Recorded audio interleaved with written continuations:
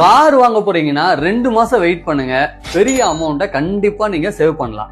ஏன் இப்படி சொல்றேன் அப்படின்னா, இப்போ நம்ம பிரதமர் வந்து அறிமுகப்படுத்தி இருந்தாரு இண்டிபெண்டன்ஸ் டே அன்னைக்கு தீபாவளி கிஃப்ட் காத்திருக்குன்னு. இதுல வந்து பாத்தீங்கன்னா மேஜரா காருக்கு வந்து ஜிஎஸ்டி ரேட் வந்து ரெடியூஸ் ஆக போகுது. அதாவது 28% இப்போ வரைக்கும் நம்ம லெவி பண்ற இந்த ஜிஎஸ்டி ரேட்டு இனிமே அதாவது 28ல இருந்து 18 குறைய போகுது. இப்போ 18 குறையும் போது டெஃபினட்டா நம்மளுடைய காஸ்ட் ஆஃப் தி வெஹிக்கிள் வந்து கண்டிப்பா ரெடியூஸ் ஆகிறதுக்கான வாய்ப்புகள் இருக்கு. சார் இது எல்லா காருக்கும் அப்ளிகபிள் ஆகுமா அப்படின்னு பாத்தீங்கன்னா அந்த மாதிரி சொல்ல முடியாது. ஸோ பேசிக்கா மிடில் கிளாஸ்ல யூஸ் பண்ணக்கூடிய நார்மல் கார் எல்லாத்துக்குமே வந்து பாத்தீங்கன்னா 18%, பட் செஸ் ரேட் வந்து ரெடியூஸ் ஆகும். இதே இது லக்ஸரியான காரு அதனுடைய உயரம் நீளத்தை பொறுத்து இந்த செஸ் வந்து இன்க்ரீஸ் ஆகும். ஸோ அதனால எல்லா காருக்கும் இந்த பெனிஃபிட் கிடைக்குமா அப்படின்னா கண்டிப்பா ஜிஎஸ்டி ரேட் ரெடியூஸ் ஆகும், ஆனா செஸ்ங்கிறது வந்து ஜாஸ்தி இருக்கும். பட் மிடில் கிளாஸ்ல யூஸ் பண்ணக்கூடிய காருக்கு வந்து பொதுவாகவே கண்டிப்பா இந்த ஜிஎஸ்டி ரேட் வந்து ரெடியூஸ் ஆகும். ஸோ மிட் வேரியன்ட்ல நீங்க என்ன மாதிரியான கார் வாங்கினாலும் கண்டிப்பா உங்களுக்கு பெனிஃபிட் இருக்கு.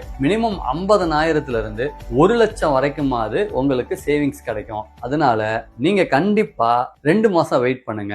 ஜிஎஸ்டி ரேட் மாறினதுக்கு அப்புறமா தாராளமா வாங்கிக்கோங்க.